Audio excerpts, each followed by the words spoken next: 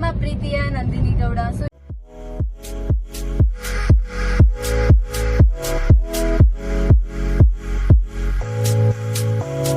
ಯಾರೆಲ್ಲ ಇನ್ನು ನನ್ನ ಯೂಟ್ಯೂಬ್ ಚಾನೆಲ್ಗೆ ಸಬ್ಸ್ಕ್ರೈಬ್ ಆಗಿಲ್ಲ, ಇವಾಗಲೇ ಸಬ್ಸ್ಕ್ರೈಬ್ ಆಗಿ ಅಂಡ್ ಸಪೋರ್ಟ್ ಮಾಡಿ.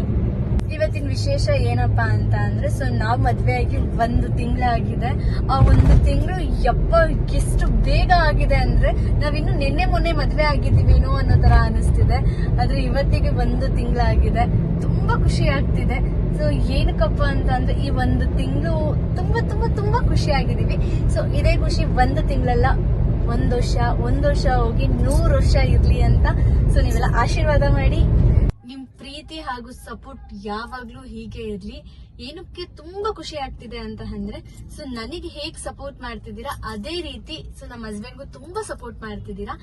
ಜೊತೆಗೆ ಎಲ್ಲ ಕಮೆಂಟ್ಸ್ ಅಲ್ಲೂ ಅಂಡ್ ಎಲ್ಲೇ ಯಾರೇ ನಮ್ಮನ್ನ ಗುರ್ತಿಸಿದ್ರು ಸೊ ನಿಮ್ ಜೋಡಿ ತುಂಬಾ ಚೆನ್ನಾಗಿದೆ ಅಂತ ಹೇಳ್ತಾರೆ. ಅದಿನ್ನೂ ಖುಷಿ ಆಗುತ್ತೆ. ತುಂಬಾ ಜನ ಅದೇ ಹೇಳಿದ್ರು, ಕ್ಯೂಟ್ ಪೇರ್ ಯಾವಾಗ್ಲೂ ಹೀಗೆ ಇರ್ಲಿ, ನಿಮ್ ಜೋಡಿ ನೋಡೋದಕ್ಕೆ ತುಂಬಾ ಚೆನ್ನಾಗಿದೆ ಅಂತಾನೆ ಹೇಳ್ತೀರಾ. ಸೊ ಹಾಗಾಗಿ ತುಂಬಾ ತುಂಬಾ ತುಂಬಾ ಖುಷಿ ಇದೆ. ಈ 1 ತಿಂಗಳಲ್ಲಿ ಸೊ ನಾವು ಕಿತ್ತಾಡೇ ಇಲ್ಲ ಹೇಳ್ಬೇಕಂತ ಅಂದ್ರೆ.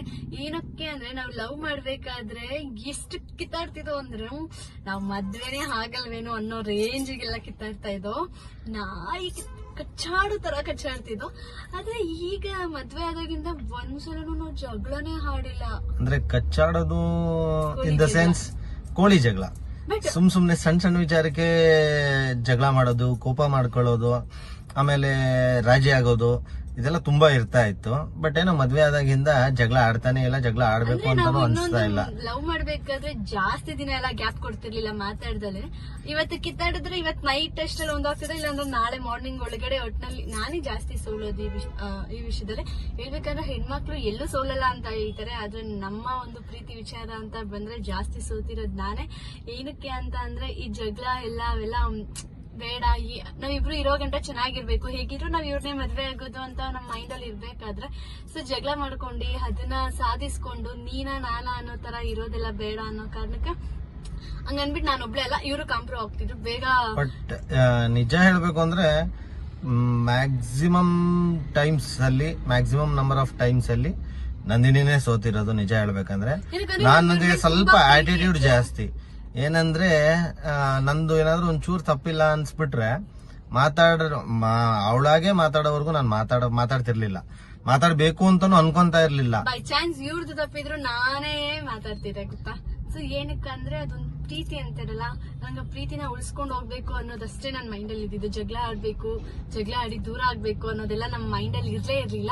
ಸೊ ಆ ಕಾರಣಕ್ಕೆ ಏನೇ ಇದ್ರು, ಏನೇ ಹೆಂಗೆ ಕಿತ್ತಾಡಿದ್ರು ನಾವು ಬೇಗ ಒಂದಾಗ್ಬಿಡ್ತಿದ್ದೋ. ಬಟ್ ತುಂಬಾ ಸಲ ಸೋತಿದ್ದಾಳೆ, ಅದಂತೂ ನಿಜ.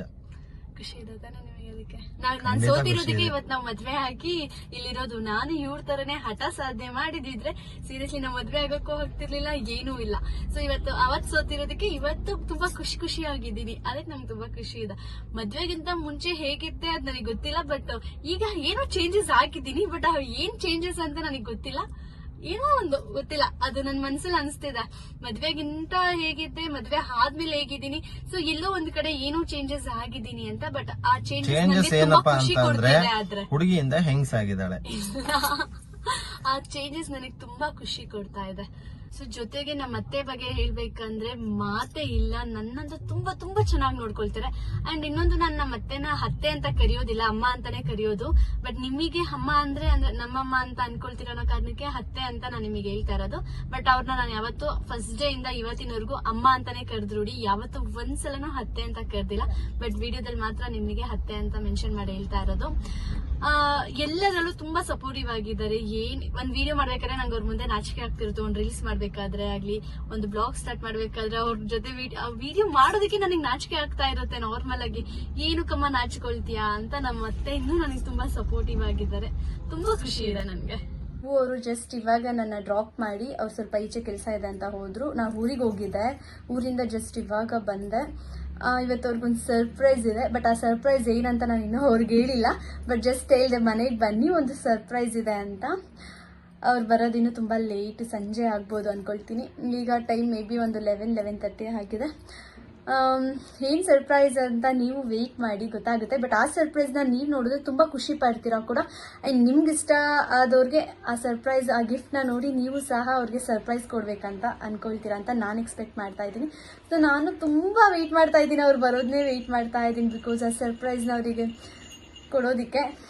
ನೋಡೋಣ ಅವ್ರು ಎಷ್ಟು ಗಂಟೆಗೆ ಬರ್ತಾರೆ ಅಂತ. ಅವ್ರು ಬರೋ ಅಷ್ಟರಲ್ಲಿ ನಾನು ಸ್ವಲ್ಪ ಮನೆಯೆಲ್ಲ ಕ್ಲೀನ್ ಮಾಡ್ಕೊಳ್ತೀನಿ. ಬಿಕಾಸ್ ನಮ್ಮ ಅಣ್ಣ ಇದ್ದ ಮನೇಲಿ ಎಲ್ಲ ಗಬ್ ಮಾಡಿರ್ತಾನೆ. ಅಷ್ಟೇ ಹೇಳ್ದಲೆ ನನ್ನ ಚೋಟ ಮೋಟ ನನ್ನ ಮಕ್ಳುಗಳು ಇಲ್ಲೇ ಬಿದ್ದಿದ್ದೋ ಇವು ಗಲೀಜು ಮಾಡಿ ಇಟ್ಟಿರ್ತವೆ. ರಿವರ್ ಇಲ್ಲಿ ಮಾ ಇಲ್ಲಿ ನೀನು ಥ್ಯಾಂಕ್ಸ್ ಕೊಡೋದು ತೋರ್ಸು ನನಗೆ. ಥ್ಯಾಂಕ್ಸ್. ಗುಡ್ ಗರ್ಲ್, ನೀನು ಮುತ್ತ ಕೊಡು ಮನೆ. ಇವೇ ನನಗೆ ಏನೋ ಒಂಥರ ನನ್ನ ಪ್ರಪಂಚ ಅನ್ನೋದಕ್ಕಿಂತ ಹೆಚ್ಚು ನನ್ನ ಮಕ್ಳಿಗಿಂತ ತುಂಬ ಹೆಚ್ಚಾಗಿ ಪ್ರೀತಿಸ್ತೀನಿ.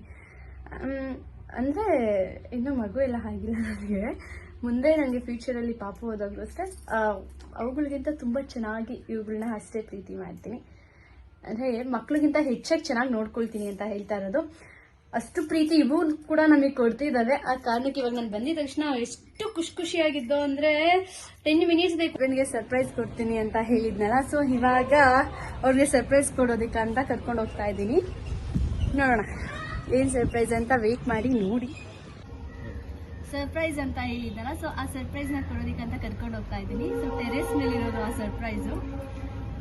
ಸೊ ನಿಮಗೆ ಖುಷಿ ಆಗ್ತಿದೆಯಾ ಸರ್ಪ್ರೈಸ್ ಏನಂತ ನೋಡೋದಕ್ಕೆ? ಖುಷಿ, ಸರ್ಪ್ರೈಸ್ ಅಂದ್ಮೇಲೆ ಖುಷಿ ಆಗುತ್ತಾ? ಕುತೂಹಲ ಇರುತ್ತೆ ಏನು ಅಂತ.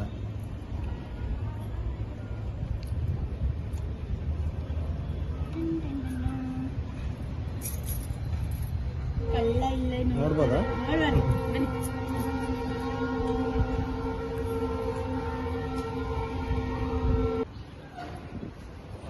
ಬನ್ನಿ ಬೇಗ. ಎಲ್ಲರೂ ತಳಗಿಳ್ಬಿಟ್ಟಿ. ಆಮೇಲೆ ಇದೇ ಗಿಫ್ಟ್. ಸೋಲಾರ್ ಪ್ಯಾನಲ್ ಇಲ್ಲ, ಓಪನ್ ಮಾಡಿ. ಮಾಡ್ಲಾ? ಓಪನ್ ಇದೆಯಾ? ಏನು ಎಲ್ಲ ಓಪನ್ ಮಾಡೋದು? ಓಪನ್ ಮಾಡಿದ್ದೀನಿ. ಹಿಂಗೆ ಓಪನ್ ಮಾಡಿದ್ಯಾ? ಜಸ್ಟ್ ಹಿಂಗೆ ನೋಡಿ. ತಡಿ ತಡಿ, ಒಂದ್ ಸ್ವಲ್ಪ ಮುಂದೆ ತಗೊಂತೀನಿ.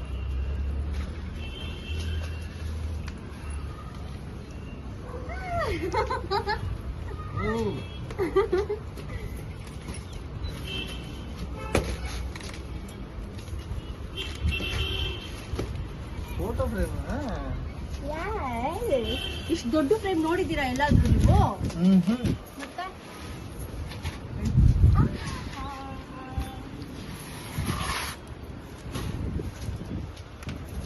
ನನಗಿಂತ ಹೈಟ್ ಐತೆ. ಆಲ್ಮೋಸ್ಟ್ ನನ್ನ ಹೈಟ್ ಇದೆ ಇದು. ಓಪನ್ ಮಾಡ್ತೀನಿ.